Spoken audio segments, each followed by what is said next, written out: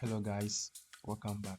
So you might have noticed the Eevee bloom checkbox is no longer in the settings. Even if you switch to cycles, you'll still not get the bloom effect. So how do we fix this? First, go to the shading panel and under Compositor, click on Oats.